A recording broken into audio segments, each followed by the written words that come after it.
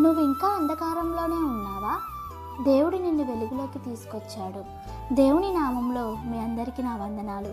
ఈరోజు సాయంత్రము దేవుడు మనతో మాట్లాడుతున్న మాట, ఆయన మనలను అంధకార సంబంధమైన అధికారముల నుండి విడుదల చేసి తాను ప్రేమించిన తన కుమారుని యొక్క రాజ్యనివాసునిగా చేశాను.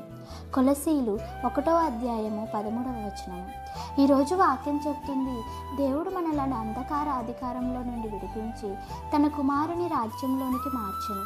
మనము ఒకప్పుడు అంధకారంలో ఉన్నాము, పాపం, భయం, బంధకాలలో. కానీ యేసు మనలను అక్కడే వదిలిపెట్టలేదు. ఆయన మనలను బయటకు తీసి వెలుగులోకి తీసుకొచ్చాడు. ఇప్పుడు ప్రశ్న ఏంటంటే, మనం ఇంకా పాత జీవితం వైపు చూస్తున్నామా, లేక దేవుడు ఇచ్చిన కొత్త వెలుగులో నడుస్తున్నామా?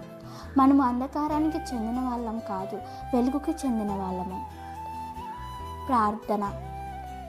ప్రభువా, నువ్వు ఇచ్చిన వెలుగులో నడిచి జ్ఞానం నాకు ఇవ్వు. పాత అంధకారానికి తిరిగి వెళ్లకుండా నన్ను కాపాడు. ఆమేన్.